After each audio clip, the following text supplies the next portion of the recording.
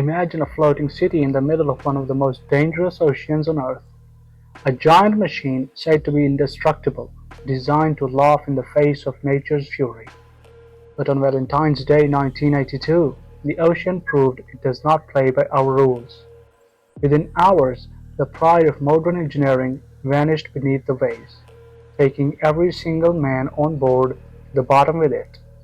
This is not just a story of a storm, it's a story of human ambition, tragic mistakes, and the haunting reminder that the ocean always wins.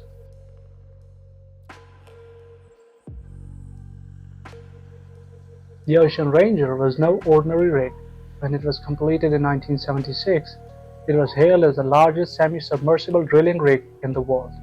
Over 300 feet tall, longer than a football field, and weighing more than 25,000 tons. It was a marvel, a fortress at the sea, designed to drill for oil in places most thought impossible.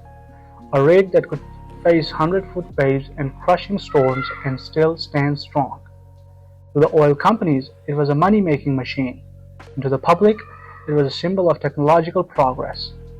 By 1980, the Ocean Ranger was operating off the coast of Newfoundland, Canada, floating in the frigid, violent waters of North Atlantic.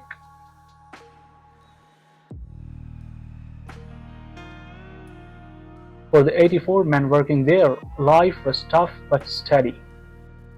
The crew included drillers, engineers, cooks, and maintenance workers, men who often spent weeks away from their families, living on what felt like a floating island. Days were long and exhausting. The crew would drill, monitor, and maintain heavy machinery, always knowing that one mistake could spell disaster. Yet there was also camaraderie. In the middle of the nowhere, they became each other's family. Still, some workers quietly admitted the truth. Training was rushed. Safety procedures were not clear. The ballast control system, the heart of the rig's stability, was so complex that even experienced operators found it confusing. But who would question the unsinkable?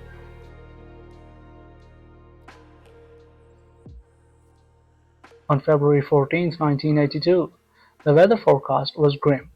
A powerful Atlantic storm was brewing, winds over 190 kilometers an hour, waves higher than 20 meters.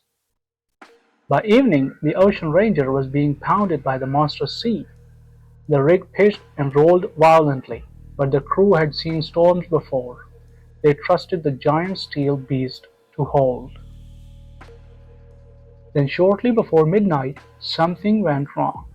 In the ballast control room, operators noticed irregular readings. One of the ballast tanks, which kept the rig balanced, appeared to be flooding. They tried to fix it, opening and closing valves, but the system's gauges were faulty. Instead of stabilizing, the rig began to lean further. Salt water sprayed across panels, shorting electrical circuits. Crew members scrambled to regain control, but panic was setting in. The storm outside was deafening. The rig shuddered violently, and the ballast system, the very thing that kept the platform afloat, had become a death trap. At 1:30 a.m., a mayday call went out. Ocean Ranger was listing dangerously. The crew attempted to abandon the ship, but the lifeboats were almost impossible to launch in such chaos. Waves were smashing against the steel walls like sledgehammers, and in the black, freezing night, hope slipped away. By dawn, the massive rig had vanished beneath the ocean. All 84 men aboard were gone. Fathers, brothers, husbands, none would return home. When the rescue helicopters arrived, all they found were fragments, lifeboats shattered, life jackets floating, and a few pieces of wreckage scattered across the stormy sea. The unsinkable giant had lasted less than 24 hours against the fury of the Atlantic.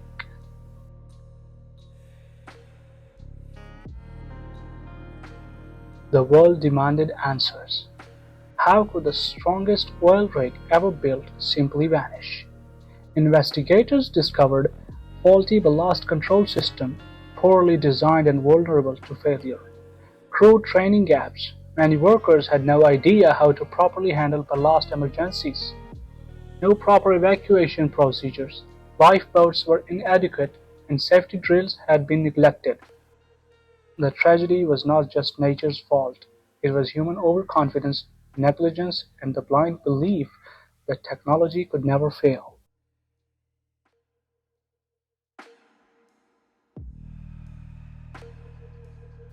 The Ocean Ranger disaster shook the oil industry to its core.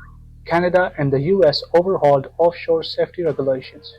Stricter training became mandatory, equipment standards were rewritten, emergency evacuation procedures were transformed.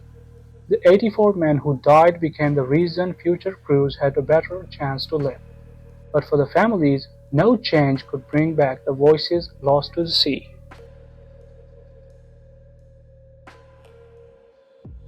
The Ocean Ranger was built to conquer the ocean, but on that Valentine's night, the ocean reminded us of a truth as old as time. It cannot be conquered, only respected.